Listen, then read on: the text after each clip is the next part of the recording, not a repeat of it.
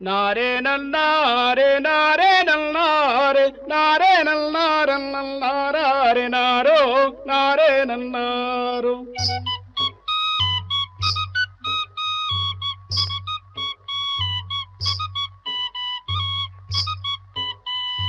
మదన సుందరి సందడు కురులాది జమిలి పాపడదో మదన సుందరి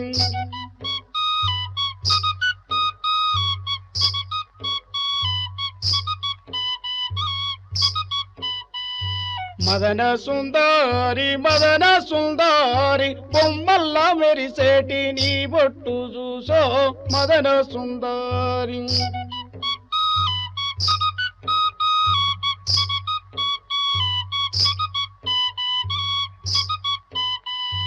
మదన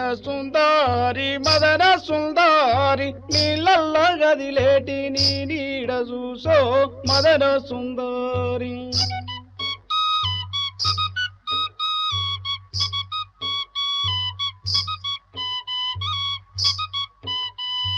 మదన సుందరి వెన్నెల రాత్రుల్లో వన్నేలు చూసో మదన సుందరి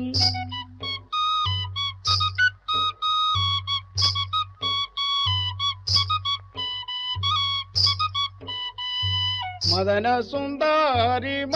సుందరి దారి నా బోవంగా దొరగాడుగాసే మదన సుందరి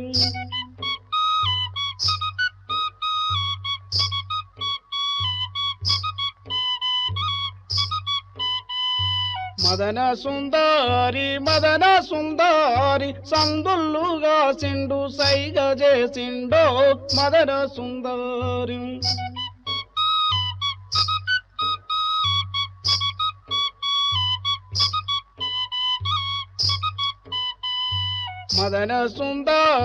మదన సుందరి కనబడ్డ కన్నెలకు కన్ను గీటిండో మదన సుందరి. ప్రజల కోసం పాటను ఒక ఆయుధంగా మలిచినటువంటి గద్దరన్నతో కలిసి ప్రయాణించినటువంటి మరో ఇద్దరు ప్రజా కవులు గోరేటి వెంకన్న, మిట్టపల్లి సురేందర్. గద్దరన్నతో కలిసి నడిచినటువంటి రోజుల్ని వాళ్ళు గుర్తు చేసుకున్నారు. ఒక ప్రజా కళాకారుడిగా మాత్రమే కాదు, ప్రజల మనిషిగా ఆయన ఎందుకు చిరస్థాయిగా నిలిచిపోయారో వారి మాటలోనే విందాం. నాకు ఉద్యమ సంబంధం ఎంతనో వ్యక్తిగత సంబంధం కూడా అంత బలీయంగా ఉంటుంది. అంటే నా కష్టాలు, నా బలహీనతలు, నా బాధలను అన్నిట్లో కూడా తను చాలా బాగున్నారు. అట్లనే మా వాళ్ళు, మా మిత్ర కానీ, మా పెద్ద ఆయన కానీ అందరూ నాతోనే అట్లా ఉన్నారు. నేను కనుక నేను అనుకున్నా గద్దరన్న వారసునని చెప్పేటంత శక్తి సామర్థ్యాలు చేయడానికి నా గద్దరన్న ప్రభావం, వచన కవిత్వం, కృష్ణశాస్త్రి ప్రభావంతో చందోపద్యాలు రాసుకునే నేను గేయం అంటే త్రిశతి ఉండాలా, గేయ మార్గం రాసేది నేను. అది రాసే నేను గద్దరన్న దెబ్బకు అంటే ఆ బాణీలో రాయడం మొదలుపెట్టినా. మరితే మల్లెపల్లి లక్ష్మి గారండి, అరే నీవు అట్లా నీవు అద్భుతంగా రాస్తున్నావు, గద్దరన్న మార్గాన్ని అనుసరించకుండా జూనియర్ కాపీ అవుతావని అన్నాడు. మల్లెపల్లి లక్ష్మి గారు ఫస్ట్ ఆయన అది చెప్పిన ఆయనే. ఆ మరుసటి నుంచి నేను గద్దరన్న మార్గాన్ని అనుసరించకుండా గద్దరన్న మార్గానికి వినమ్రునై దాన్ని పెంచడం చేసేది.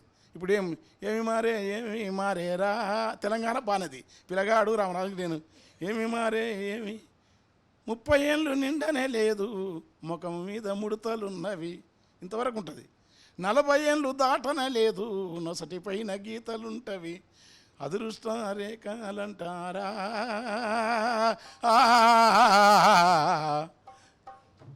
బుద్ధిజీవులారా ఆకలికొచ్చిన గీతలంటారా సగరీర దారా. ఇది గద్దరన్నది.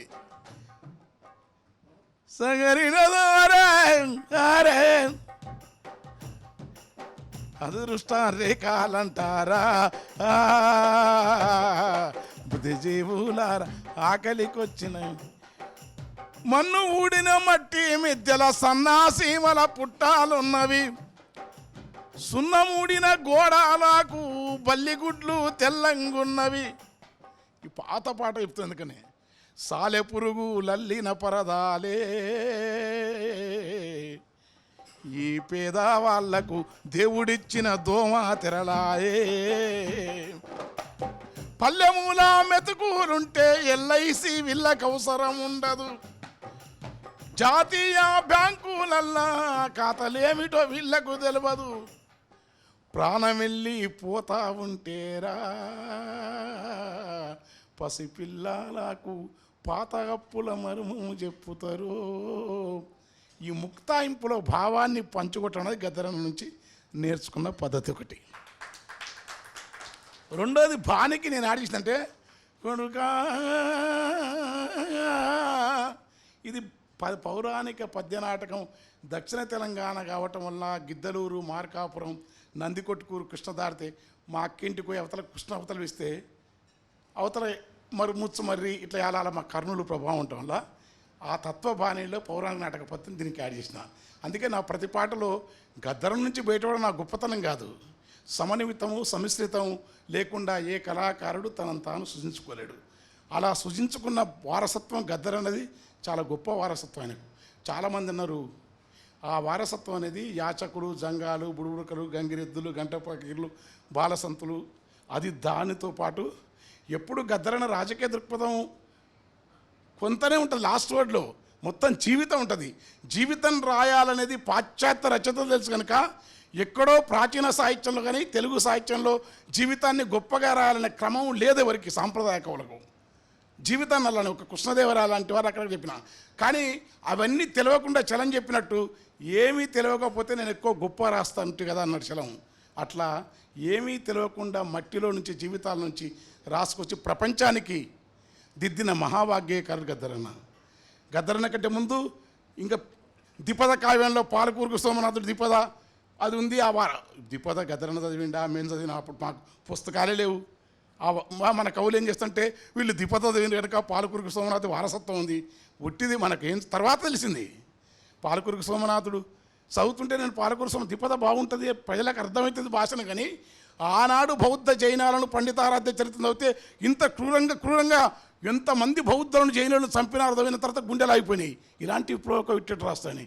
కనుక ఏది వాస్తవం ఏది అవాస్తవం కాదు, ప్రతిదీ పరస్పర ఆధార పూరితంగా ఉంటుంది.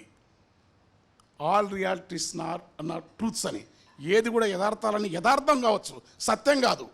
కవులకు రచయితలకు ఆ సత్యాల నుంచి వచ్చిన మహోన్నతమైన ఆ ఘర్షణ వైరుధ్యమే గద్దరన్నట్లు పెట్టింది. మీరు మనం అంబేద్కర్ ఇష్టం కొనుక్కో అనిపిస్తాడట, కాడు. బుద్ధిస్టు అనిపిస్తాడు, బుద్ధిస్టు కాడు. మొత్తం పూర్తి దండకారణ్యం మావోయిస్ట్ పార్టీ కాదు, కానీ అవును కూడా. ఆగురా బాబు నువ్వు నువ్వు మాట్లాడకు నేను చాలా గద్దర టైం అయిపోతుంది, మాట్లాడితే ఎక్కువ వేస్తా. దండకారణ్యం ఏది కాదో నీ కాంట్రడిక్షన్ రచయితలు కవర్. మనం పార్టీలు ఒక గద్దరన్న కనుక కష్టాలనక మనకు పార్టీలు పట్టాలనుకుంటే కూడా కష్టం. పార్టీల పట్ల వ్యతిరేక పోయాము చేస్తామా, మనకు పార్టీలు లేకపోతే చేయం కూడా. ఎందుకంటే మనం ఏంది పాట పాడుకుంటే పెట్టాం. మనకు 10 మంది జమేయాలి, కూడబెట్టాలి, ఇంత అన్నం పెట్టాలి. ఎవడు బిచ్చగాల కంటే నెల మన గోలే మనకు. వాస్తవం చెప్తున్నా. అట్లా చేసిన వేరే వాస్తవం. బిచ్చగాలంటే తక్కువనే కదా. అంటే సంచారం బిక్కులు అంటే బౌద్ధులు అని, బిచ్చగాలంటే మరి మళ్ళీ మా కులాన్ని విమర్శించగలం. మనం బౌద్ధ సంస్కృతి మనకేముండదు. ఏవి లేనప్పుడు ఆ ఎదిగిన వర్ణాల నుంచి వచ్చి తాము తమ సమాజంలో చాలా బలమైన వాళ్ళం నీ అమ్మ, కానీ ఇదంతా వద్దురా అనుకొని మాదిగడ్డప్పును గోడకేసుకున్న బి నరసింహరావు లాంటి వాళ్ళని కూడా మనం గుర్తించాలా. ఆర్ట్ లవర్స్ జమిడికి చుట్టూ పెడితే దొర ఆ ఎసురు కొట్టిండు, లమ్మిడి కొడుకు బిడ్డది మాట. అది ఒక ప్రభావం అనేది ఎక్కడో వెట్టిలో ఉండి పాట పాడుతూ ఉనుకని మేము ఒక పాట పాడుతుంటే ఇట్లా చూసి మనము ఒక్కసారి 10 మంది 1,00,000 మందిని కూర్చోబెట్టి మనతో పాడించే వేదికలను సై ఆ తొలినాలలో వాళ్ళను మనం గుర్తించడం, వాళ్ళ పట్ల వినమ్రంగా ఉండటం, వాళ్ళ స్ఫూర్తి అది మనకు తక్కువనే కాదు. ఛందస్సు తెలియదు, మనకు త్రిశతి తెలియదు, యమకాలు తెలియదు, నేను రాసిన పాటలు అన్నీ ఉన్నాయి అంటారు. పెన్నా శివరామకృష్ణ గారు రాసి ఇంత ఛందస్సుని ఇక్కడ వచ్చింది. ఇవన్నీ ఏమి తెలియదు మనకు తెలిసిందల్లా మన జీవితం. ఎవడికి జీవితం బాగుంటుందో వాడు అద్భుతంగా రాయగలడు. మంది అంటే పోతుందంటే అది ఏమి రాసిన మా ఊరిలో కురువల పిల్లాడు అంగిలే నొంటిపై గొంగడే సూకుడు తక్కువ చేస్తే అయిపోతుంది. గద్దరన్న చూస్తున్నా, గద్దరన్న ఎట్లా నేర్చుకొని అడ్డ పంచను బుడ్డగోసిగా పెట్టిండు. ఏముంది వాడు పెట్టినారే మా రాసిన బుడ్డగోసి కిర్రు జొల్లు కాళ్ళకు తొడిగిండు. ఇంతవరకు మీరు రాస్తారు, నేను రాస్తాను. కంది జొన్న కొయ్యాలల్లా ఎలమందా వాడు క్రికెట్ అజరుద్దీన్ లేకపోతున్నాం మనకు ఒప్పిస్తుంది. దాని సామీప్యంలో ఉన్న అంశాలను కంది జొన్న కొయ్యాలల్లా ఎలమందా కౌసు పిట్టోలే పోతుండు ఎలమందా. కంది సన్న కొయ్యాలల్ల ఎలమందా పిచ్చు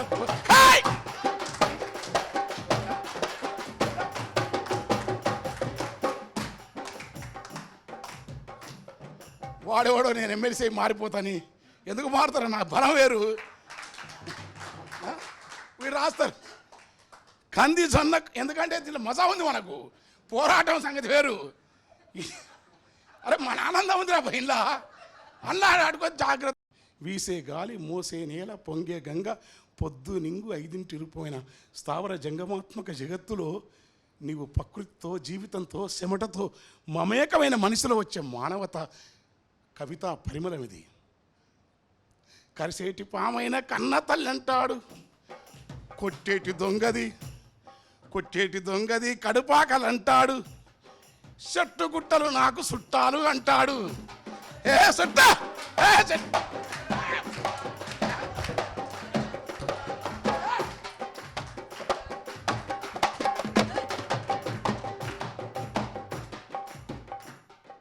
చెట్టు గుట్టలు నాకు చుట్టాలు అంటాడు. పుట్టె కందిరీగల కూడా అలమందా. మనం దుర్మార్గులం అయితే బండి నారాయణ స్వామి రచనలో చెప్పే మనస్తత్వం చిన్నప్పుడే తుమ్మిదలకు ఉతుకునీగలకు ముళ్ళు ఊస్తాను అనుకున్నాం అనుకో, ఊసరాల్లో కొడతాను అనుకున్నాము. మనలో ఏదో సహజత్వం ఉంది, జాలి ఉంది. నిరంజన్ అని గుడిపల్లి మా కవి ఒకటి రాసినాడు. మా అమ్మ జొన్న సేను పోయనికపోతే ఆ కంకి ఆ కర్రకు పిట్ట కూడా ఉందని ఆ కంకిని కుయ్యలేదని. అంత జాలి మనకుంది. బౌద్ధం మనకు బౌద్ధుడు మన అయ్యకు తెలుసారా? బౌద్ధుడు తెలియదు అప్పుడు, ఇప్పుడు తెలుసు బుద్ధుడు. కానీ కరిసేటి పామైన కన్న తల్లి అంటాడు అనగా పుట్టె కందిరీగల కూడా ఎలమందా. ఏదైనా ఎక్కువైంది అనుకో, రాళ్లతో కొట్టిండు అంటాం. కాదు, కుట్టె కందిరీగల కూడా ఎలమందా, వాడు అందమే కంటాడు ఎలమందా మందంటాం.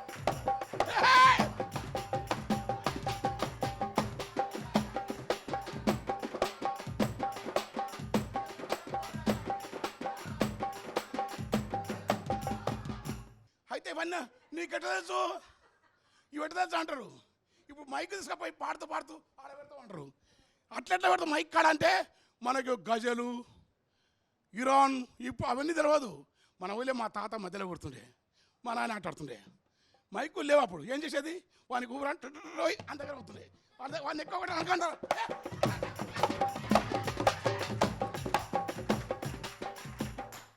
పడిపోయేది.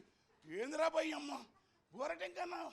వాడేం చేస్తాడు, మా అన్ననే మా దగ్గర వచ్చి మేటేసే కాడు, రాజేసే కాడు, హరిశ్చంద్రుడు శ్రీరామచంద్రుడు వచ్చి మా దగ్గర ఉంగిను.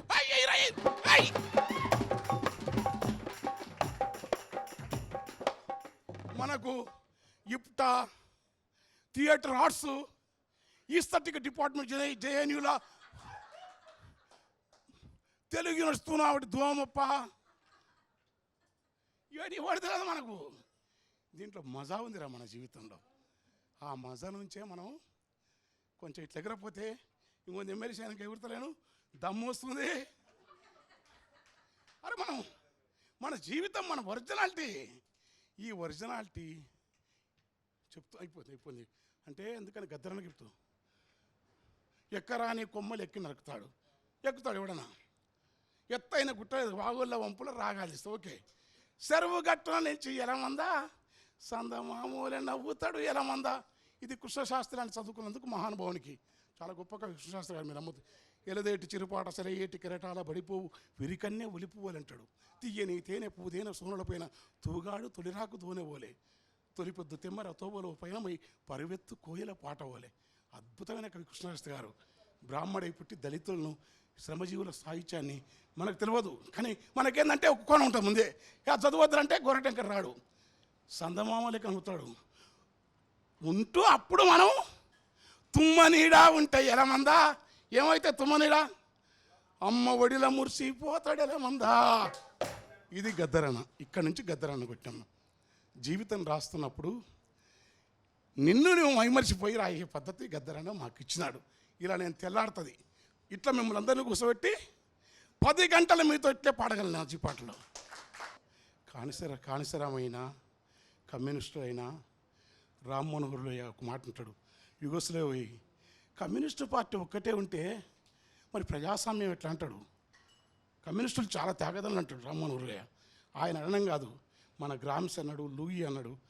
కమ్యూనిస్టులను అట్లా ప్రజాస్వామికంగా ఉండటం, నియంతృత్వం ఉండొద్దు, తీయాని ఉండొద్దు. కానీ కమ్యూనిస్టులు లేకపోతే మన పాటలో ఈ యొక్క సుజనకాలం అనే చైతన్యం మనకు ఉండదు, గుర్తుపెట్టుకోండి. వైరుధ్య డైలెక్ట్స్ ఇవి. సంతపాట మిమ్మల్ని నవ్విస్తే సంతపాటలో అంతా మాట్లాడిస్తా, లాస్ట్లో రాజ్యాంశ కోతం పల్లెకని చెప్తాం. ఏమైందని నాస్తాడే కాదు, మార్కెట్ శక్తులు అద్దాల అంగడి మాయ. మీ పాట మార్క్సిజం లేకపోతే మనలా ఇంత ధిక్కారంగా వాడం. మనం ఏం చేస్తుంటే పోయి వినయంగా పోయి మేము, అప్పుడు మనకు భావం ఉండదుగా. జయ జయ జన పాటుతాము, పాట పాడు జనము పాట పాడతాము, పాడుకోకూడదు మిమ్మల్ని.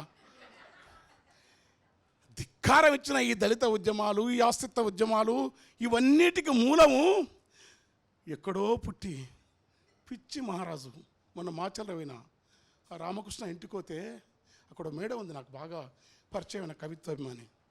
వాళ్ళ నాన్న దళితులను మాలమాదిలను కూర్చోబెట్టుకొని వాళ్ళ ఇళ్ళలో తిని వాళ్ళకి చదువు చెప్పి, వాళ్ళు ఇప్పటికీ వాళ్ళ నాన్నంటే విగ్రహాలు దేవుడు అనిపిస్తారు. త్యాగం చేసేవాడిని కూడా శత్రువు అనుకుంటే ఎట్టరా బాబు నువ్వు? ఉంటే వాళ్ళు మారాల్సినవి ఉన్నాయి, ప్రశ్న అది. కానీ నీ రాజ్యం వస్తే నేను ముఖ్యమంత్రి అయితే తెలుస్తాను నేనేం చేస్తున్నాను. రాజ్య స్వభావం దళితుడా, కమ్యూనిస్టులా, మానవ ప్రబంధి. బుద్ధుడు అందుకంటాడు రాజ్యరహిత సమాజం, కులరహిత సమాజం. కమ్యూనిస్టు రాజ్యం కంటే విప్లవం, సోషలిస్ట్ నుంచి ఉత్పత్తి శక్తులు, ఉత్పత్తి సంబంధాల పెరుగుదలకు అనుగుణంగా లేకుంటే పెరిగిన ఉత్పత్తి శక్తులు పాత ఉత్పత్తి సంబంధాలను బద్దలు కొట్టుకొని నూతన ఉత్పత్తి సంబంధాలు సృష్టించే క్రమంలో అర్ధబానిస భూస్వామ్య పెట్టుబడిదారి సోషలిజం నుంచి పరిణామం చెందాలంటే సోషలిస్ట్ రాజ్యం ఉండాలని చెప్పి, ఆ సోషలిస్ట్ ఉండే రాజ్యం క్రూరంగా ఉంటే రాచమల్లు రామచంద్రుడు ఒక మాట అన్నాడు, స్టాలిన్ అంటే ఆయన ఇంత హింస ఉంటే అది విప్లవం అని నాకు ఒప్పుకోనికి బాధ ఉంది రాసినాడు. రష్యాలో ఉండి. కనుక ప్రజలు ఎల్లవేళ ఏది అన్యాయం అయితే, ఏది తప్పైతే, ఏది దుర్మార్గం అయితే దాన్ని ఎలుగెత్తి తిరగబడే స్వభావమే నిజమైన విప్లవం అన్నాడు రాచమల్లి రామచంద్రుడి. కనుక అదే విప్లవం, అదే గద్దరన్న, అంతకంటే లేదు. అలాంటి గద్దరన్నకు నివాళులర్పిస్తూ అన్న పాట, వంగి నాట్లు వేసేటప్పుడు, వరం మీద నడిచేటప్పుడు, వంగి నాట్లు వేసేటప్పుడు, వరం మీద నడిచేటప్పుడు, వంగి నాట్లు వేసేటప్పుడు. బాగుంది, పాపదు ఇంకా ఇది స్టైలు. వరం మీద నడిచే గదరన స్టైలు. అప్పుడే ఓడు మనలేక గుడ్డేట్లా. వంగి నాట్లు వేసేటప్పుడు మా మనసులల్లా కలుకుమంటారో, మా బిడ్డలార మనసు మనసులల్లా కలుకుమంటారో, మా బిడ్డలారా.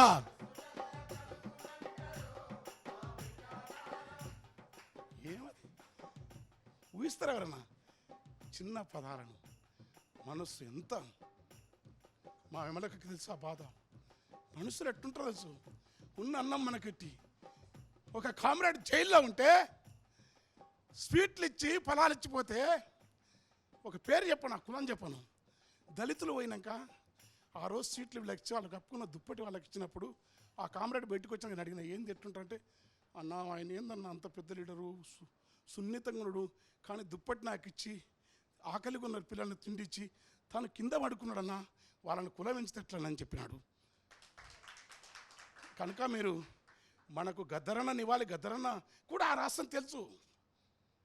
బాలగోపాల్ కులం అంటగట్టి, శంకరన్న సార్ కులం అంటగట్టి, రాజ్యాధికారం దాని అమ్మ రాజ్యం వస్తే ఎవడనట్లయితారు రా బాబు, నేనైనట్లయితా. రాజ్యం కాదు, సమాజాలు రావాలి. బుద్ధవి, వైశాలి, లిచ్చవి, కనరా మహోన్నతమైన మానవ సమాజాలు రావాలి, లోకాలు రావాలి. అది కమ్యూనిస్టులు ఒప్పుకోరు బాబు, వాళ్లకు రాజ్యం కావాలి.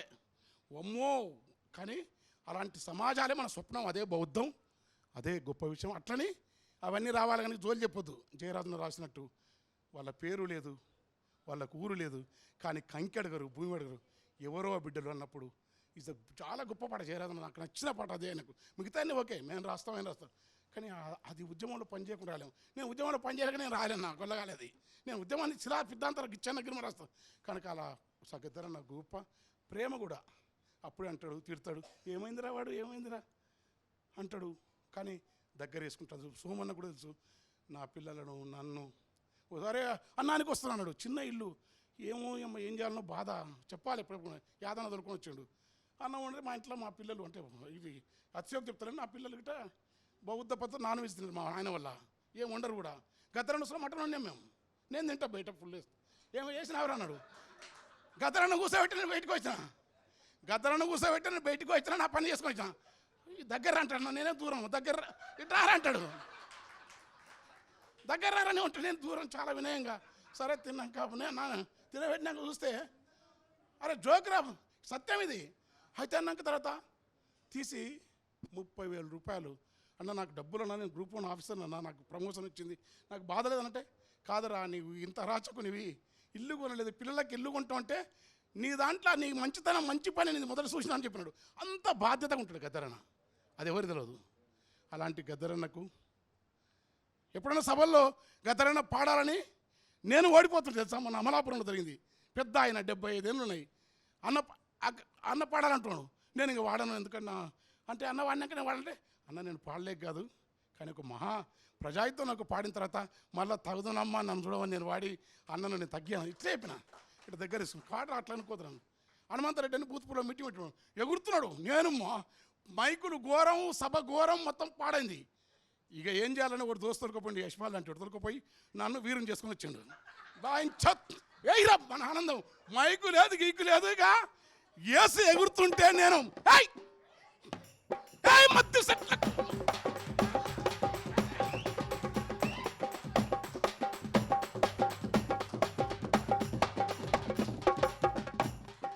ఈడు 30 ఏళ్ళ నుంచి ఇట్లే కొట్టి నన్ను వాడికి ఇంత ఉండే పిల్లగాని పట్టుకొచ్చామని వినయంగా చాలా. వాడు మా ఊరు వాడు, వాడిని ఇట్లనే పట్టుకొస్తే వాడు ఈ వీడిని కొట్టుకానికి నేను బకాయి అయినా ఇప్పుడు అట్లే కూడా చచ్చిపోతాను. ప్రోగ్రామ్ ఇట్టు గద్దరన్న దార అంటాడు, గద్దరన్న పొట్టిగా నేను ఎత్తు దార ఇక్కడ బలపడుతున్నాడు అంటాడు, నేను దూరం దూరం. అది మా గద్దరన్న. ఇదంతా ఎందుకు చెప్తున్నా, సరదా కోసం కాదు, మన బలహీనతలను మన ఆవేశాలను ఎన్నడూ ఒక్కనాడు వ్యక్తిగతంగా ఎవరి పట్ల కక్ష లేనివాడు. తర్వాత విప్లవాలన్నీ ఒకటి కావాలనుకునేవాడు. చివరి దశలో నాతో చెప్పినాడు, నా చివరి ప్రయాణం దండకారణ్యం నా కళ్ళల్లో మెదులుతుందిరా అని చెప్పినాడు. గుర్తుపెట్టుకోండి. మనం చేయకపోవచ్చు కానీ గద్దరంటే జోకారా, కోట్లాది మందిని ప్రజాయుద్ధం మళ్ళీ పాల్ రాబ్సన్, ప్రెస్ చాప్మన్ కాదు, వాళ్ళు ఏం రాసిన 4-5 పాటలు ఉన్నాయి. Paul Robeson, Bob Marley, stand up, get up, కొన్ని పాటలు. గద్దరంట కాదు, యుద్ధ గీతాలు. Paul Robeson, Bob Dylan, Bob Marley, Billy Joel అంటారు. బాబ్ డిలాన్ పోయేట్టు ఒక ఎక్కువ యాక్చువల్గా పాడినది మాలాక రాస్తాడు, కానీ గద్దరంట్ల కాదు. కలయం పెట్టిందిరో కలరు టీవీ దయ్యం బట్టి, మోడర్న్ కూడా అదే కాదు. వాడు తప్పు వాడు కానీ ఏనే గుండ్లా కింద సౌకారి గుడ్డముల జరువు జల్లాపోతే ఎర్రతేలు పోట్లు మంటాలే తిల్లచ్చు. ఏనే గుండ్లను సౌకారి గుడ్డాన్ని కవిత్వం చేయొచ్చని తెలుగు సాహిత్యం చెప్పిన మొట్టమొదటి మహాకవైన అది గద్దరన్న. తల్లి కడుపు మీద పిల్ల వాకినట్టు సింతలేమీ లేక సింధులేసుకుంటా అల్లి బిల్లిగా పెరిగి అలసంద తీగ. కృష్ణశాస్త్రం చదువుకోలే మాలేక, కానీ అద్భుతంగా కవిత్వం. అందుకే జీవితంలోని శ్రామిక వర్గ స్వభావం అన్నిటికంటే కవి ఏది కాకూడదు, సత్యం వైపు ఉండాలా, మానవత్వం వైపు ఉండాలా, ఓటమి గాయాలు కావాలా. ఆ నిండైన గాయాల శతగాత్రమైన దేహంలో చీకటిలో ఉన్నవాడు మాత్రమే అఖండ దీపాన్ని, చీకటిలో ఉన్నవాడు మాత్రమే రాసుకోండి అఖండ దీపాన్ని చూస్తాడంటాడు అజంతా. అట్లా అనేక చీకట్లను అనేక గాయాలను వచ్చిన గద్దరన్న మనకు గురువు, మనకు ఇతడు, మా అన్న, నా బిడ్డలకు పెదనాన్న. గద్దరన్న ఫిజికల్గా లేడంతే, కానీ ఇక్కడ జరుగుతున్న సభలో గద్దరన్న తత్వం 100% కనబడుతుంది ఇక్కడ. తర్వాత నేను ఎందుకు తొందరగా మాట్లాడుతాను అంటే, నేను బయటికి పోయే పని ఉన్నది. అసలు ఈ పని కూడా, ఇది కూడా పాట రికార్డ్ చేయడానికి పోవాలి, వేరే పని కాదు. నాకు చెన్నై లేదు, పాలు లేదు, ఏడికి పోయేది లేదు. అన్న పని మీదనే ఉన్నాం, గద్దరన్న పని మీదనే. వరంగల్లో సభ పెడతాను, ఆ సభకు సంబంధించిన ఏర్పాట్లకు అందరూ వచ్చిండ్రు, వాళ్ళతో మాట్లాడి పంపించాలి. అందుకే నేను ఈయనే ఉంటా. అది వాళ్ళని కూడా ఇడికి రమ్మన్న, బయటనే మాట్లాడతా. కాకపోతే వాళ్ళంతా పోలగట్టి మాట్లాడుతాను, ఎవ్వరు అన్యత భావించొద్దన్న. నాకు అయ్యా సరే ఓకే డాడీ బాబు, నేను పోను, వాళ్ళని ఇక్కడికే పిలిచి ఇక్కడనే ఉంటా. పోను మీరు ఉంటారు కాబట్టి మీతోనే ఫ్రంట్ రోల్నే కూర్చుంటా, అది కూడా క్యాన్సిల్ చేస్తా. సరే, నేను ఇందాక అన్న అద్భుతంగా పాడిండు చెప్పిండు కాబట్టి నేను పాటలు పాడటం కంటే గద్దరన్నకు నాకు ఉన్న అనుబంధాన్ని, గద్దరన్న నా జీవితంలో ఎలాంటి పాత్ర వహించిన విషయాన్ని మాత్రమే చెప్తాను. నేను తర్వాత సభలలో గద్దరన్న పాటలను కూడా పాడతా, అన్న మీద రాసిన పాటలు పాడుకుందాం. గద్దరన్న నాకు ఫస్ట్లో మా ఇంట్లో ఎక్కడో మా నాన్న ఇంట్లో ఎనగర్రకు వాసానికి టేప్ రికార్డర్ కట్టి దాంట్లో ఒక క్యాసెట్ వేసేది. ఆయన ఆ క్యాసెట్ను ఏ సైడు బి సైడు రెండే పాటలు వేసుకొచ్చిండు. ఒకటేమో సంజీవన్న పాట అనుకుంటా, యాడానున్నారో అన్నలు ఎక్కాడున్నారో, నింగి నేల తొంగి చూసే సుక్కల్లున్నారో, ఈ పాట వచ్చేది దాంట్లో. దీని తర్వాత ఇందాక ఇంద్రవెల్లి కొండల్లో దండు పుట్టిందో నేస్తమారావా, ఈ పాటలు నన్ను బాగా ఆలోచింపజేసినాయి. ఈ పాట మా నాన్న ఏం చేసిందంటే చిన్నగా సౌండ్ పెట్టి బయటలోకి వినవడకుండా ఇంట్లో వరకే పెట్టుకొని వినేది. ఇక మేము మిగతా పాటలు భక్తి పాటలు అన్నీ పెద్దగా పెట్టేది, ఇది ఎందుకు చిన్నగా పెడతాను అనేది. ఈ పాటలు వింటే అరెస్ట్ చేస్తారా, పట్టుకపోతారు పోలీసులు, ఎవడెక్కడ కంప్లైంట్ చేస్తారో తెలియదు, అందుకే దీన్ని చిన్నగా వినాలి మనం అన్నాడు. ఎందుకు నాన్న అట్లా ఎందుకు పట్టుకపోతారు అని అడిగిన. అప్పుడు గద్దరన్న గురించి చెప్పిండు. గద్దరన్న ఎవరు, ఆయన నేపథ్యం ఏంది, ఆయన పాట పాడితే ఎందుకు పాడతాడు, దేని గురించి పాడతాడు అనే విధానం చెప్పినప్పుడు ఆ టేప్ రికార్డర్లో మా ఇంట్లో ఎనగర్రకు ఆనుకొని ఉన్న వాసంకు కట్టబడినటువంటి స్పీకర్ నుంచి పాడుతున్న గద్దరన్నను చూడనన్న కోరిక అప్పుడు నాకు మొట్టమొదటిసారి 10 ఏళ్ళప్పుడు కలిగింది. కానీ గద్దరన్నను చేరుకున్నాడు అత్యంత కష్టసాధ్యమైన పని అని చెప్పింది మాయ. ఒకవేళ మనం కలిసే ప్రయత్నం చేస్తే ఆ దారిలో చచ్చిపోవచ్చు కూడా, ఆయన దగ్గర పోవాలనే దారిలో ఎమ్మటి పోతాయని చెప్పింది. అట్లా ఇంట్రెస్ట్ అనిపించిన గద్దరన్న కలిసే అవకాశం వచ్చింది. ఒకసారి కలిసేది కాదు కానీ చూసే అవకాశం వచ్చింది. ఎక్కడంటే ఇప్పుడు ఈ ఆర్టీవీ ఎట్లయితే ప్రైమ్ టైంలోకి వచ్చిందో, అప్పుడు TV9 కూడా ఇదే రవిప్రకాష్ అన్న TV9 పెట్టిండు. అప్పుడే బాగా జనంలోకి వస్తున్న టైంలో వరంగల్లో ఒక సభ పెట్టిరు మనోళ్ళు. అప్పుడు వరవర్రావు గారు గద్దరన్న మాట పాట, వరవర్రావు గారిది మాట ఉంటుంది. ఆ సభకు చర్చలకు ముందో చర్చల తర్వాత నాకు సరి గుర్తులేదు, ఎనమామల మార్కెట్ యార్డ్లో పెట్టిరు. గద్దరన్నను అన్ని లక్షల మందిలో పోలీసులు విపరీతంగా నిర్బంధించారు. ఎంత నిర్బంధించిండ్రు అంటే అప్పుడు ఇలాంటి కెమెరాలు భుజాల మీద పెట్టుకొని వీధి మలుపుల దగ్గర, కూడళ్ళ దగ్గర ఎవరెవరు సభలకు పోతారు, ఏ ఊరు నుంచి ఎన్ని ట్రాక్టర్లు బయలుదేరినాయి, ఏ ఊరు నుంచి ఎన్ని లారీలు పోతున్నాయి, ఎన్ని బస్సులలో ఎక్కిరు, ఎట్లా పోతారు, జీబులు ఎన్ని పోతున్నాయి, ఇవన్నీ కౌంట్ చేసుకుంటా ప్రతి ఊరి చివర, ప్రతి ఊరి చౌరస్తల, మూల మలుపుల కాడ, ఊరు కలుసుకునే తొవ్వల కాడ, అందరు కలుసుకునే కాడ ఆగి పోలీసులు భయపట్టించిన వాహనాలను ఆపిన ఆ సభకు వచ్చింది కేవలం గద్దరన్న పాట చూడటానికే కొన్ని లక్షల జనం తరలిచ్చారు. కేవలం గద్దరన్న కోసమే. దాంట్లో నేను ఒకరిని దూరంగా నిలబడి ఫస్ట్ టైం గద్దరన్నను చూసిన. ఆయన అక్కడి నుంచి ఒక వ్యాఖ్యానం ఏం చేసిండంటే, మా వాళ్ళు వస్తూ ఉంటే పోలీసులు ఆపుతారట, ఒకవేళ ఈ సభకు వచ్చిన వాళ్ళను కనుక ఎక్కడన్నా మీరు ఎవరినన్నా ఇబ్బందులకు గురి చేస్తే చర్చల్లేవు గిరిచెల్లేవు ఇట్లనే చూపెడతారు చెయ్యి. ఆ వీడియో దొరుకుతుంది. చర్చల్లేవు గిరిచెల్లేవు, దిగుడే యుద్ధానికి మా వాళ్ళు ఎట్లా చిరో అట్లా గీత పడకుండా ఇంటికి పోవాలి. ఒక్క వాహనాన్ని ఎవడు అడ్డుకోవద్దు, ఒక్క నా అన్న చెల్లెని కూడా ఎవడు అడ్డుకోవద్దు, మా వాళ్ళని ఎక్కడ ఇబ్బంది పెట్టద్దు, జాగ్రత్త, ఖబర్దార్ అని ప్రభుత్వానికి సవాల్ ఇసిరిండు గద్దరన్న. ఆ సవాల్ ఇసిరినప్పుడు చూడాలి, భూమి పొరల మీద ఉన్న దుమ్ము ఆకాశాన్ని మొత్తం కమ్మింది గద్దరన్న మాట్లాడుతూ ఉంటే. ఇంత శక్తి ఆ గద్దరన్న అంటే ఈ మనిషిని ఎప్పుడు కలుస్తా అనుకున్నా. ఒక్కసారి నాకు గద్దరన్న ఇట్లా ముట్టుకోవాలనుకున్నా, ఒక్కసారి నాకు ఇట్లా టచ్ చేయాలి గద్దరన్నను, ఆయన ఆరా నాకు కనెక్ట్ కావాలని కోరుకున్నాను నేను. అది తెలంగాణ ఉద్యమ రూపం దాలుస్తున్నప్పుడు జయరాజన్న కొత్తగూడెంలో ఒక పుస్తకం వేసిండు. ఆ పుస్తకానికి జయరాజన్నకు గద్దరన్న రాసిన ముందు మాట నాకు ఇప్పటికి గుర్తున్నది. బ్లాక్ పోయెట్ సింగర్ అని ఉంటుంది.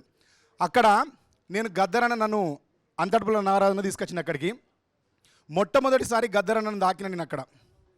మొట్టమొదటిసారి గద్దరన్నను తాకినప్పుడు ఇంకా ఈ జీవితానికి చాలా ఇంకా ఏం చేయాల్సిన అవసరం లేదు, గద్దరన్న ముట్టుకోగలిగిన అనుకున్నా. కానీ గద్దరన్న దగ్గర నిలబెట్టి నన్ను గోరేటెంకన్నా ఒక పాట పాడించిండు. వీడు ఈ తరంలో వస్తున్న వాళ్ళల్లో సొంత ముద్ర కలిగిన కవి, నాకు నచ్చిన కవి గద్దరన్న. వీని పాటను వినాలని నిలబెట్టి నన్ను ఒక ఆదిలాబాద్ పాట పాడించినాక నేను అప్పుడు డాడీ మీద నేను రాసిన పాట వినిపించిన. గద్దరన్న అన్నప్పుడు ఫస్ట్ టైం కౌగిలించుకున్నాడు. ఇంకా ఈ జీవితాన్ని నాకు చాలు అనిపించింది. అందరికీ కృతజ్ఞత చెప్పిన అక్కడ. డాడీకి అక్కడనే కాలువ నమస్కరించిన, గద్దరన్న పెట్టిన. అక్కడ పరుచూరి గోపాలకృష్ణ గారు ఉన్నారు, ఇతను మన ఆర్ నారాయణమూర్తి సార్ ఉన్నాడు, కవులు అందరు ఉన్నారు. నాకు చాలు అనిపించింది అక్కడ. కానీ దాని తర్వాత అదే గద్దరన్నని ఎంత ఉన్నతంగా చూసుకుంటూ వచ్చినామో, గద్దరన్న అక్కడి నుంచి విడివడి బయటికి వచ్చి సొంతంగా జీవితం గడుపుతున్నప్పుడు గద్దరన్న ఒక నిర్ణయం చేసిండు. ఈ నిర్ణయాలు గద్దరన్న నేను చూసుకుంటూ వచ్చిన తర్వాత ఆ నిర్ణయాలలో ఒక మాట అడగాలనిపించింది నాకు. అది ఎప్పుడు అడుగుదాం అనుకున్నా, నేను అడగలేకపోయినా. ఒకసారి మా ఇంటికి వచ్చిండు. ఏ సందర్భంలో మా ఇంటికి వచ్చిండు అంటే, నాకు ఒకరోజు ఫోన్ చేసిండు. ఎక్కడుంటున్నావు రా అని ఫోన్ చేసిండు. గద్దరన్న అన్నట్టయినా అడుగు పెడితే కూడా అక్కడ ఎంత మంచి జరుగుతుందో చూడండి. నేను వెంకటగిరి అనే ఏరియాలో ఒక చిన్న ఏరియాలో కిరాయికి ఉంటున్నా అన్న అని చెప్పిన. నీకు పిల్లలు ఎంతమంది రా అన్నాడు. 2 అన్న. బిడ్డ నా కొడుకు అన్నాడు. ఒక బిడ్డ ఇప్పుడు కొడుకు పుట్టిండు అన్న అని చెప్పిన. నా భార్య డెలివరీకి పోయిందన్న అని చెప్పిన. డెలివరీ అయ్యి వచ్చినాక చెప్పురా, వానికి నేనే పేరు పెట్టుకుంటే నేను వస్తా అన్నాడు. డెలివరీ అయినాక గద్దరన్నకు ఫోన్ చేసి చెప్పిన, మా ఇంటికి వస్తాడు చూడండి. గద్దరన్న ఏం తింటాడు ఫస్ట్ మా ఇంట్లో చర్చ. గద్దరన్న ఏం తింటాడు, మనం మర్చిపోలేని భోజనం పెట్టాలి మన ఇంటికి వచ్చినప్పుడు, మనం జీవితాంతం గుర్తుంచుకునే విషయం ఇది, అన్నం మన ఇంటికి వచ్చిన మన అదృష్టం అని చెప్పి అడిగితే, గద్దరన్న సన్నిహితులను ఎవరిని కనుక్కున్నా గద్దరన్న తిండి విషయంలో కూడా ఎంత క్లారిటీగా ఉండదో, పోరాటంలో ఎంత క్లారిటీగా ఉన్నాడో, యుద్ధంలో ఎంత నీతిగా ఉన్నాడో, ఎమర్జెన్సీ పీరియడ్లో కూడా తుపాయి పట్టుకుని ఎంత నిజాయితీగా పోరాడిండో, ఆయన అలవాట్లు కానీ పద్ధతులు కానీ అన్నీ కూడా అంతే క్లారిటీగా ఉండేది. ఎవరు చెప్పినా మటన్ తింటాడు, చేపల పులుసు తింటాడు అని చెప్పింది. మటను చేపల పులుసు 2 అండిచ్చిన. గద్దరన్న మా ఇంటికి వస్తాడు. ఆయన ఎంబడి బ్లాక్ స్కార్పియో ఉంటుంది. అప్పుడు స్కార్పియోలో వస్తాడు. నేను ఉండే ఇల్లు చాలా చిన్నగది, చిన్న ఏరియా. అందులోకి అన్న వస్తే కార్ రాదు. నేను బండి కొనుక్కుంటే బండి మా ఇంటి దగ్గర పార్క్ చేస్తేనే, ఓసారి జాగలేకపోతే పక్కల ఇంటి దగ్గర పెడితే వాళ్ళు నన్ను ఎంటవాడి వచ్చి లేపి తీసుకుపోయి నా బండి వేరే ఎక్కడ పెట్టించేది. నీ జాగిరా ఇక్కడ ఎందుకు పెడతావు నువ్వు బండి అని. అట్లాంటి ఏరియాకు గద్దరన్న నా ఇంటికి నా కొడుకుని ఎత్తుకోవడానికి, నా కొడుకు పేరు పెట్టడానికి వచ్చిండు. వచ్చినప్పుడు మా సాటి మనుషులు బాధపడతాం, మేము తట్టుకోలేం, కుటుంబాన్ని కూడా మర్చిపోతాం. నువ్వు వానికి శక్తిగా నిలబడాల బిడ్డ, వాని తల మీద గొడుగులు ఎక్కువ ఉండాలని చెప్పి మా ఓనర్ని పిలిచిండు. ఓనర్ని పిలిచి, మా వాడు బాగా నిజాయితీపరుడు, వాడు ఉద్యమకారుడు, ఉద్యమం చేస్తాడు, మీ ఇంట్లో కిరాయికున్నాడు, నీకు ఏమైనా మా ఓడు పైసలు కట్టినప్పుడు నాకు చెప్పు, నేను ఎవరిని అడిగి కడతా కానీ వాడిని ఇబ్బంది పెట్టద్దు మీరు అని చెప్పిండు. మా ఓనర్ వచ్చి దండం పెట్టి చెప్పిండు, సార్ మేము జీవితంలో ఇప్పుడు సురేందర్ మా దగ్గర 2 ఏళ్ళ నుంచి నన్ను ఇప్పటివరకు అడగలేదు మేము రెంట్, ఇక ముందు అడగమన్నాడు. నిజంగానే వాళ్ళని రెంట్ అడగలే. నేను సొంతిల్లు కట్టుకుని వచ్చిన తర్వాత పిన్ని వాళ్ళని నన్ను రెంట్ అడగలే. అది గద్దరన్న రావడం వల్ల జరిగిన ఒక మంచి. రెండో మంచి, గద్దరన్న పోతూ ఏం చేసినంటే, ఇంట్లోకి వెళ్ళి బయటికి వెళ్ళేసరికి మా కాలనీ మొత్తం జనాలతో నిండిపోయింది. అందరు గద్దర్ సార్ అనుకుంటూ వచ్చి ఫోటోలు దిగుడు. అప్పుడు సెల్ఫీలు లేవు, కెమెరాలు పట్టుకొని దిగిరు, ఫోటోలు ఇళ్ళకి వెళ్ళి కెమెరాలు తెచ్చుకొని దిగిరు. దిగి పోతున్నప్పుడు గద్దరన్న వచ్చిండు, వెళ్ళిపోయిండు. నేను అదే వారం కారు కొనుక్కున్నా. బండి పెట్టడానికి జాగలేదు. కారు కొనుక్కొని రోడ్డు మీద పెడతా అంటే మా కాలనీ ప్రెసిడెంట్ చూసి నన్ను పిలిచి అన్నాడు కదా, మా ఇంటి దగ్గర నీ కారు పెట్టుకోవా అన్నాడు. మా ఇంటి దగ్గర నీ కారు పెట్టుకో సురేందర్ అన్నాడు. నేను గింత మార్పు ఏందబ్బా, ఈ కారణం ఏంది అంటే, నేను ఒకరోజు కారు వాళ్ళ ఇంటి దగ్గర పెట్టుకున్నా, రెండో రోజు వేరే కడ పెట్టుకుందాం వద్దా, వాళ్ళ దగ్గర వేరే వాళ్ళ బంధువులు వచ్చి పార్క్ చేసి పెట్టుకోవాలన్నా వద్దా అని కారు పట్టుకొని తిరుగుతాను. మా స్ట్రీట్లో ఉన్న వాళ్ళందరూ, అన్న మా ఇంటి దగ్గర పెట్టుకో, అన్న మా ఇంటి దగ్గర పెట్టుకో సురేందర్ అన్న, మా ఇంటి దగ్గర ఎక్కడ నేను కారు పెట్టినా ఆ కాలనీలో నేను ఉన్నంత కాలం ఒక్కరు కూడా నాకు ఎదురు చెప్పలేదు, మాట్లాడలేదు. ఏ కష్టం వచ్చినా నా దగ్గర చెప్పేది. నేను ఇక్కడ నాతో కాని పనులు గద్దరన్నతో చెప్పి మా కాలనీకి చేయించిన. గద్దరన్న రావడం వల్ల కాలనీలో నా స్థాయి అట్లా పెరిగిపోయింది. నేను ఇప్పుడు అయినా వాళ్ళు గద్దరన్న వచ్చినట్టే భావిస్తాడు.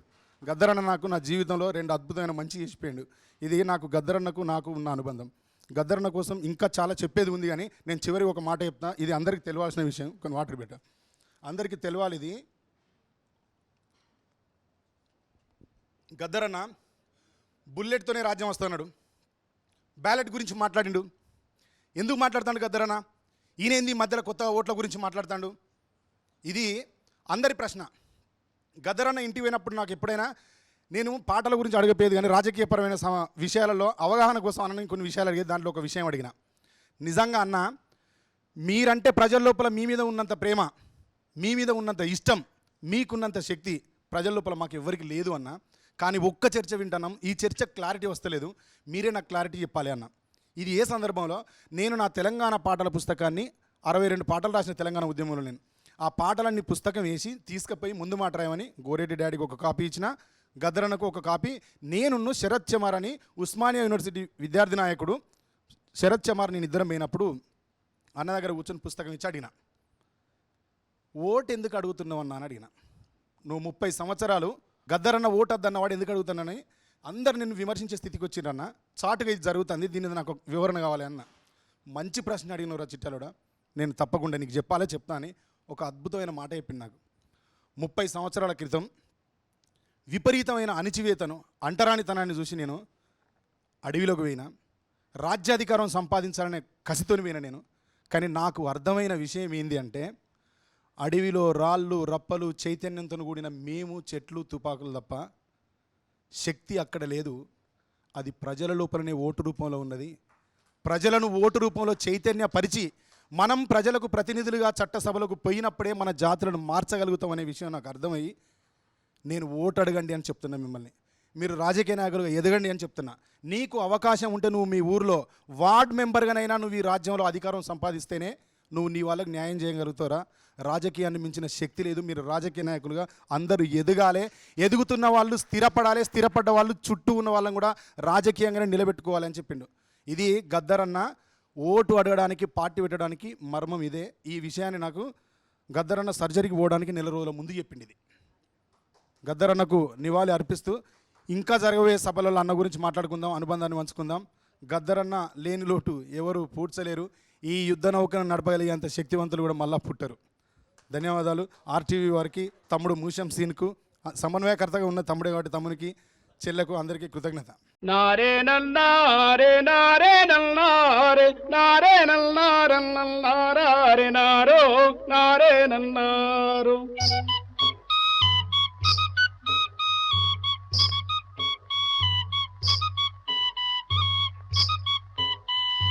మదన సుందరి సందడు కురులాది జమిలి పాపడదో మదన సుందరి.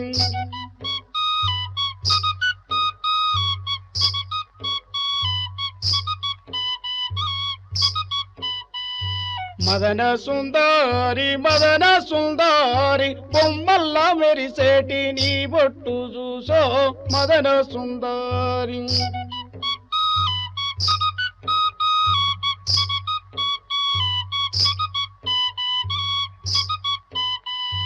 మదన సుందరి నీళ్ళల్ల గదిలేటి నీ నీడ చూసో మదన సుందరి.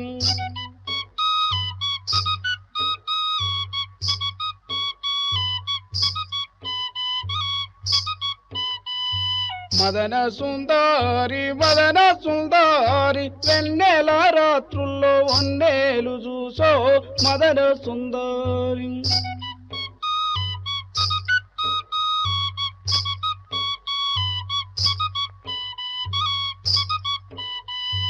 మదన సుందరి దారిన బోవంగా దొరగాడుగాసే మదన సుందరి.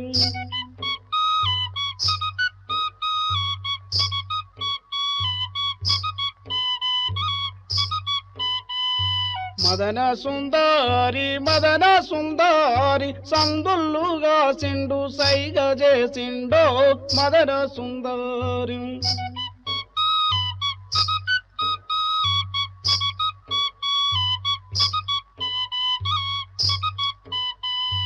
మదన